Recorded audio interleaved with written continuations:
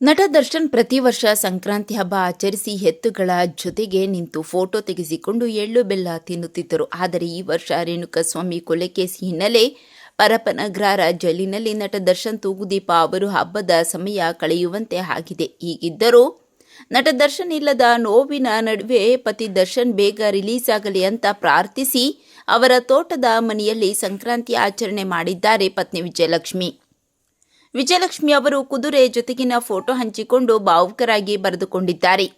ಪ್ರಾಣಿಯ ಕಣ್ಣು ನೀವು ಯಾರೆಂಬುದರ ನಿಜವಾದ ಆವೃತ್ತಿಯನ್ನು ಪ್ರತಿಬಿಂಬಿಸುತ್ತದೆ ಎಂದು ಅವರು ಹೇಳಿದ್ದಾರೆ. ಇದು ದರ್ಶನ್ ಅವರ ಪ್ರೀತಿಯ ಕುದುರೆ ಎನ್ನಲಾಗಿದೆ. ದರ್ಶನ್ ಅವರ ಪತ್ನಿ ವಿಜಯಲಕ್ಷ್ಮಿ ದರ್ಶನ್ ಅವರು ಫಾರ್ಮ್ ಹೌಸ್ನಲ್ಲಿ ಭಾರಿ ಸಂಕ್ರಾಂತಿ ಹಬ್ಬವನ್ನು ಆಚರಿಸಿ ದರ್ಶನ್ ಅವರ ಅನುಪಸ್ಥಿತಿಯಲ್ಲಿ ಆಚರಣೆ ಮಾಡಿದ್ದಾರೆ. ನಟ ದರ್ಶನ್ ತೂಗುದೀಪ ಅವರ ಇಷ್ಟದ ಕುದುರೆ ಹಾಗೂ ಪ್ರಾಣಿಗಳ ಜೊತೆಗೆ ಸಂಕ್ರಾಂತಿ ಹಬ್ಬವನ್ನು ಆಚರಿಸಿ ಸಂಕ್ರಾಂತಿಯ ಸಂಭ್ರಮದ ಫೋಟೋ ಹಾಗೂ ವಿಡಿಯೋ ಪೋಸ್ಟ್ ಮಾಡಿದ್ದಾರೆ.